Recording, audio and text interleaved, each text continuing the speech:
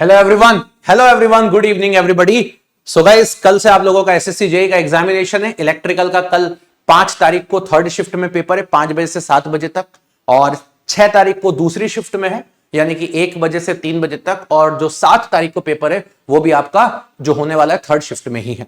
बात आती है कि लास्ट मिनट पर हमें क्या ध्यान रखना चाहिए। तो कोई भी बच्चा जो कल पेपर देने जा रहा है उसको अलग तरीके से ध्यान रखना है, जो 6 तारीख को पेपर देने जा रहा है उसको कुछ अलग तरीके से ध्यान रखना है, और 7 तारीख वाले को कुछ अपना अलग तरीके से ध्यान रखना है। अब इन तीनों बच्चों को मैं थोड़ा सा कंपेयर करूंगा। जो बच्चा 5 तारीख को बेटा कल एग्जाम देने जाने वाला है, ठीक है, उसको बहुत अंदर से क्यूरोसिटी होती है। क्यों उसको बहुत अंदर से डर लगता है? क्योंकि शायद वो सबसे पहला बच्चा होगा जो जाकर के पेपर दे रहा है अपनी ब्रांच के अंदर। लेकिन आप लोगों से बोलना चाहूंगा, जिन भी बच्चों का 5 तारीख को पेपर है, मैं इस वीडियो में ये सारी बातें नहीं बोलूंगा आपको कि अपना एडमिट कार्ड ले जाना, पानी पी लेना, ये कर लेना, नाश्ता कर लेना, वो कर लेना। ये सब आपको ऑलरेडी पता है कि अगर हम एग्जाम देने जा रहे हैं तो हमारी बॉडी गर्मी है तो पानी पीना ही है, हमारी बॉडी खुद ही हमसे मांगती है। भूख लग रही है तो हमें नाश्ता करके जाना ही है, हमारी बॉडी खुद ही मांगती है। नींद आ रही है तो हमको सोना ही है, हमारी बॉडी को नींद की जरूरत है, तभी हम कल पेपर अच्छा कर पाएंगे। क्लियर? धूप में बहुत ज्यादा नहीं रहना है, हीट वेव, लू लग सकती है, तो ये हमें भी ध्यान रखना है। अगर हम ऐसी जगह पर रह रहे हैं जहां बारिश होने लग गई है तो अपने साथ अम्ब्रेला, छाता या रेनकोट लेके चलना ही चलना है, सर्दी जुकाम हो सकता है। तो ये सब चीजें तो बेटा आप ऑलरेडी जानते हो।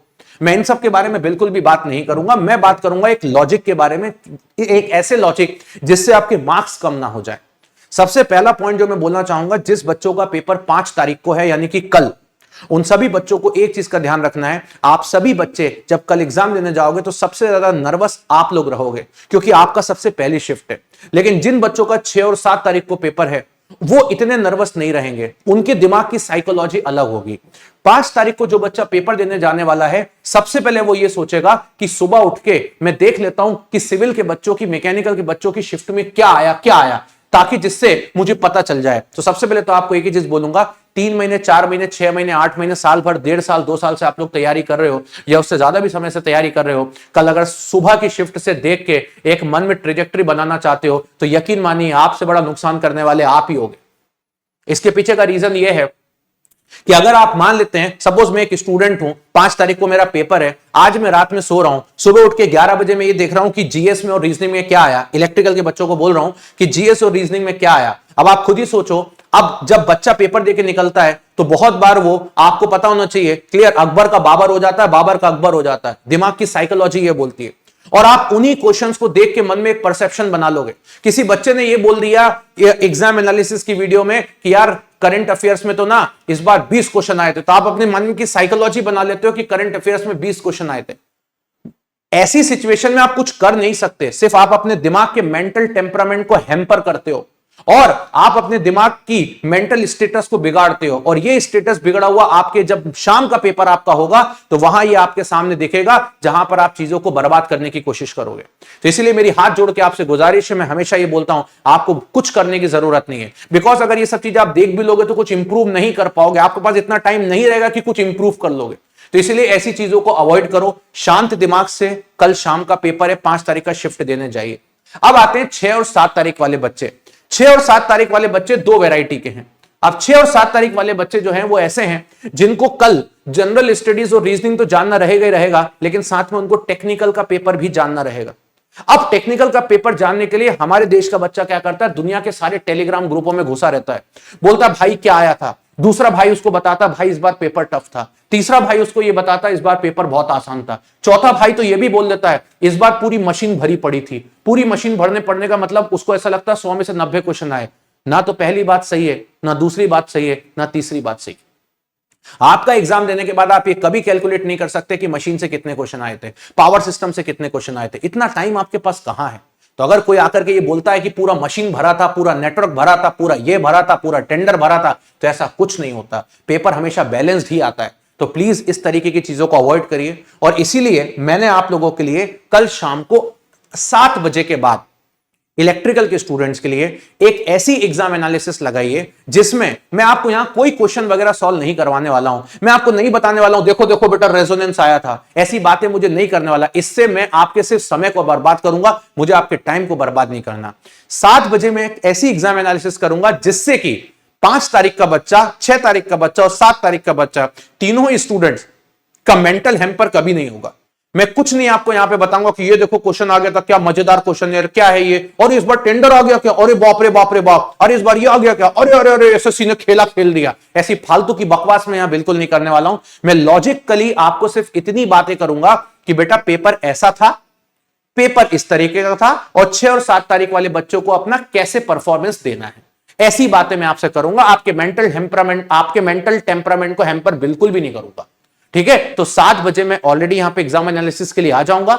नाम एग्जाम एनालिसिस ही है, लेकिन शायद वो एग्जाम एनालिसिस नहीं है, वो आपके 6 और 7 तारीख के अपने परफॉर्मेंस को बूस्ट करने का एक बहुत अच्छा तरीका है। अपने 5 और 6 और 7 तारीख के बच्चों के लिए परफॉर्मेंस को बूस्ट करने का एक अच्छा तरीका आपको बताऊंगा। और जो 5 तारीख वाले बच्चे वो तो मेरी इसी वीडियो को देख रहे हैं कि प्लीज आप कल डायरेक्ट एग्जाम देने जाइएगा। इस वीडियो के बाद किसी तरीके की यूट्यूब की वीडियो को मत देखिए, डायरेक्टली इवन मेरी भी कोई वीडियो आ जाए ना तो मत देखना भाई, फोन को अपना रख दो अपने फोन को साइड में, शांति से अपना पेपर देने जाओ, अपने मेंटल स्टेटस को अच्छा रखो। 6 और 7 तारीख वाले बच्चों का मेंटल स्टेटस तो मैं सही कर दूंगा कल शाम को एग्जाम एनालिसिस में 7 बजे के बाद, लेकिन 5 तारीख वाले मेरे स्टूडेंट जो हैं उनका मेंटल स्टेटस को मैं बस इतना ही बोलूंगा कि प्लीज आप इस वीडियो के बाद कोई वीडियो मत देखिएगा अननेसेसरी। लास्ट टाइम भी बच्चों को मैंने यही बोला था और देश के सभी बच्चों ने इस बात को माना था, और मुझे रियली अच्छा लगा था कि देश के सभी बच्चों ने इस बात को माना और बच्चे पेपर में अच्छा परफॉर्म करके आए। चौथी बात मैं ये बोलना चाहूंगा कि इस बार का आपका CBT 1 का पेपर सिंपल आने वाला है, आपको चिंता करने की जरूरत नहीं है, बिकॉज चीजें ऐसी हैं कि पेपर बाय डिफॉल्टेड आपको सिंपल ही देखने को मिलेगा। हाई स्कोरिंग एग्जामिनेशन होगा, लो स्कोरिंग नहीं होगा, तो पेपर को थोड़ा सा अच्छी तरीके से दें, अपनी एक्यूरेसी को अच्छा मेंटेन करिएगा। बहुत सारे क्वेश्चन आपको ऐसे रिपीटेड फॉर्म में मिलेंगे, चाहे वो मेरे सेशन के हो, चाहे पेड क्लासेस के हो, चाहे वो XYZ मेरी बुक का हो, कहीं ना कहीं से क्वेश्चन आपको मिलेंगे रिपीटेड फॉर्म में। हाँ, कुछ क्वेश्चन ऐसे भी होंगे, जैसे 5, 7, 8, 10 क्वेश्चन ऐसे भी होंगे जो शायद हो सकता है आपको नए देखने को मिल जाए, लेकिन उनके पीछे मत भागिएगा, वो आपकी रैंक डिसाइड नहीं करेंगे। आप अपना टारगेट रखिएगा। जैसे मैं एग्जाम को अटेम्प्ट करने का भी आपको तरीका बता देता हूं। रीजनिंग बेटा जैसी हमेशा से आती आ रही वैसी ही आएगी, ठीक है। जीएस हमेशा से जैसा आता आ रहा है वैसे ही आएगा। कोई आपको ये नहीं बोलेगा जीएस टफ है कि कठिन है, जैसा आता आ रहा है वैसे ही आएगा। आपको पता है कि आप जीएस में बहुत ज्यादा स्कोर नहीं कर सकते, आपको पता है आप रीजनिंग में कितना स्कोर कर सकते हो, आपके पास टेक्निकल का पार्ट है, आप टेक्निकल में कितना स्कोर कर सकते हो। कुल मिलाकर के आप सब जगह से एक अच्छा स्कोर करोगे टोटल, लेकिन सिर्फ आपको टाइम मैनेजमेंट करना है। टाइम मैनेजमेंट ये बोलता है कि सबसे पहले शुरू के 30 मिनट में टेक्निकल के जो मेरा तरीका है पेपर सॉल्व करने का, जो मैंने आपको बोला था मैं आपको बताऊंगा भी, तो शुरुआत के 30 मिनट के अंदर टेक्निकल के पेपर को 100 क्वेश्चन को देख लो एक बार में, और ट्राई करो उसमें से जितने वन लाइनर हो, करीब करीब आपको 55 से 60 वन लाइनर डायरेक्ट मिल जाएंगे, जिसमें कोई न्यूमेरिकल नहीं होगा, कोई कुछ नहीं होगा, डायरेक्ट वन लाइनर होगा। ऐसे क्वेश्चन को अटेम्प्ट करके सही कर दो। 30 मिनट में अगर आप वो 60 क्वेश्चन अटेम्प्ट कर लेते हो तो आपके पास टेक्निकल के सिर्फ 40 क्वेश्चन बचते हैं। नो डाउट वो 40 क्वेश्चन 30 मिनट से ज्यादा भी ले सकते हैं, लेकिन आपको पूरे 40 नहीं करना। अगले 20 मिनट में उन 40 क्वेश्चन को देखने की कोशिश करो और उनमें से ट्राई करो कि एटलीस्ट 25 तक भी पहुंच जाओ। अगर आप 85 तक सही पहुंच जाते हो, तुरंत रीजनिंग पे स्विच कर जाओ, और तुरंत रीजनिंग पे स्विच कर जाओ, या आपको जीएस लगता है तो जीएस पे स्विच कर जाओ। आपको भी पता है कि जनरल स्टडीज में से आपके 50 में से 50 नहीं आने वाले, 45 नहीं आने वाले, 40 नहीं आने वाले, और ना ही आपको इतने लाना है। आपको हार्डली 25 नंबर के आसपास का अपना टारगेट रखना है, ठीक है।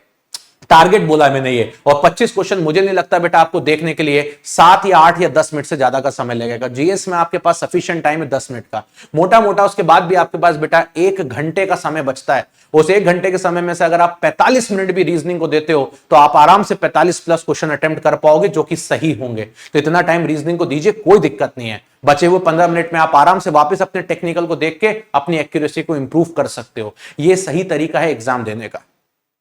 जिन बच्चों का कल पेपर है 5 को, अब कोई मॉक टेस्ट देने की जरूरत नहीं है, बट हाँ इतना बोलूंगा, गर्मी का टाइम है तो पानी की बोतल सभी अपनी अपनी लेके जाएं, ठीक है। पानी पीते रहें। पानी पीने से एग्जाम में नर्वसनेस कम होती है, अंदर से लुक कम होती है। डर की चिंता मत करिए, नींद अपनी अच्छी लीजिए। ये अच्छी बात है इलेक्ट्रिकल वालों के लिए, इस बार की पेपर 2nd और 3rd शिफ्ट में है, तो इससे बेहतर एक चीज ये हो जाएगी कि भाई नींद आपकी अगर आज अच्छी रात में नहीं भी आई तो कल आप अच्छे से सो लोगे। लेकिन बस मेरा वही मानना है कि उस चीज को मेंटेन करें।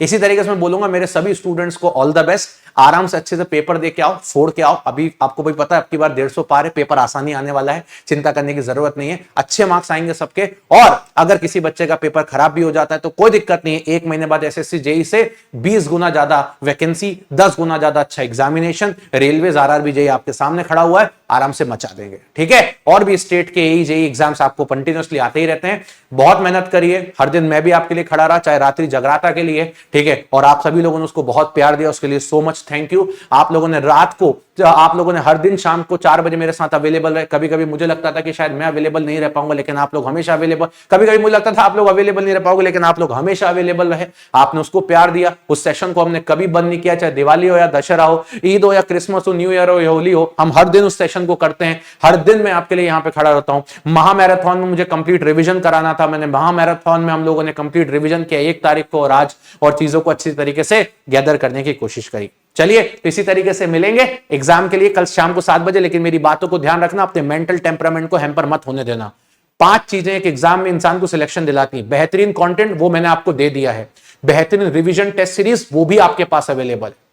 तीसरा पॉइंट, आपके बड़ों का आशीर्वाद वो आपके पास ऑलरेडी है, ठीक। चौथा, आपका अपना लक। तो सीधी सी बात है, ऐसा तो आप में से कोई नहीं होगा कि जिसने बहुत गलत काम किए होंगे जिंदगी में, चोरी चकारी डकैती करी होगी, ऐसा तो कोई नहीं होगा। नॉर्मली हर इंसान ने अच्छे काम किए, और अच्छे काम किए तो आपका लक भी आपका साथ देगा।